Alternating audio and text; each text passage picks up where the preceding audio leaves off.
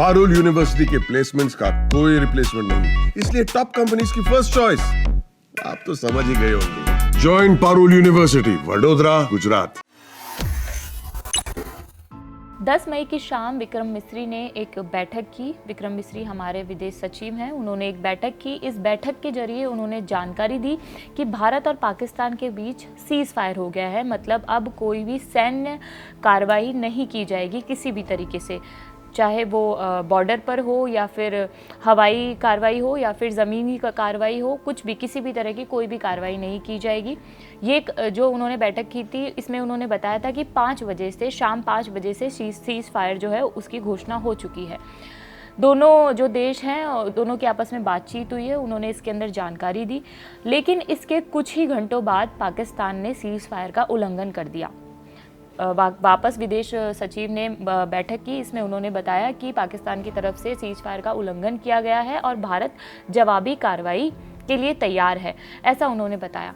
इसी बीच जब cease fire की घोषणा हुई तब हमारी सेना के जो 2 पूर्व प्रमुख रहे हैं उनका ट्वीट आया है, जो दोनों ही ट्वीट से लग रहा है कि वो दोनों हैरान है सीज फायर के फैसले से।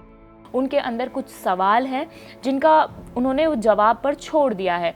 2 ऐसे मुख्य सेना प्रमुख रहे हैं हमारे। पहले जो है वो है वेद मलिक। वेद मलिक जो हैं वो 1999 कारगिल युद्ध जब हुआ था उस वक्त हमारे सेना प्रमुख थे। उस वक्त आपको बता देते हैं कि पाकिस्तान पर हिंदुस्तान ने जीत हासिल की थी। उनका जो ट्वीट है वो आप देख सकते हैं।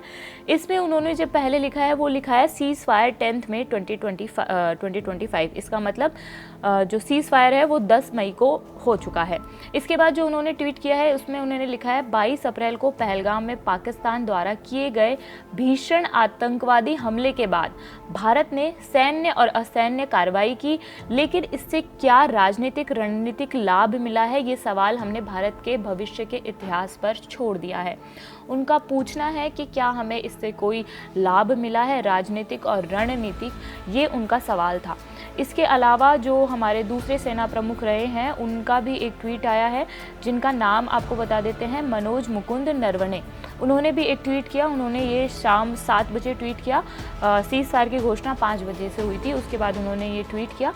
इसमें उन्होंने लिखा, जैसा कि आप स्क्रीन पर देख सकते हैं। पहले आपको बता देते हैं कि मनोज नरवणे जो है वो दिसंबर 2019 से अप्रैल 2022 तक सेना प्रमुख रहे हैं और इनको जो जाना जाता है वो खास तौर पर इसलिए जाना जाता है, इनको जाना जाता है चाइना बॉर्डर के तनाव को इन्होंने कम करने के लिए काफ़ी कोशिशें की थी, इस वजह से इनको जाना जाता है।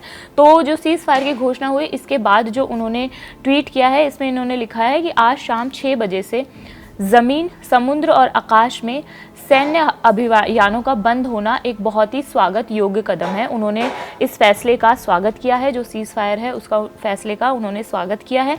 इसमें उन्होंने लिखा है कि हालांकि हम हर बार किसी हमले के बाद ही जवाब दें या आतंक के कारण जान गंवाते रहें, ये तरीका अब नहीं चलेगा। ये तीसरी बार हुआ है, आगे अब और मौका नहीं दिया जाएगा। उन्होंने ये साफ साफ कहा है कि कैसे हम हमेशा, उनका ऐसा मानना है कि कैसे हम हमेशा आतंक के कारण ही जान गंवाते रहें, ये तरीका बिल्कुल भी सही नहीं है और 3 बार हम मौके दे चुके हैं, आगे ऐसा कोई भी मौका नहीं दिया जाएगा। फिलहाल इस मामले में यही अपडेट है। अभी कहा जा रहा है कि विक्रम मिस्री फिर से कॉन्फ्रेंस करेंगे। हमारे जो विदेश सचिव हैं वो बताएंगे कि कल रात क्या हुआ, किसने जो है सीज फायर का उल्लंघन किया, हमने क्या कार्रवाई की, ये सारी जानकारी आगे लगातार हम आपको देते रहेंगे। मेरा नाम मनीषा है, देखते रहिए जागरण। शुक्रिया।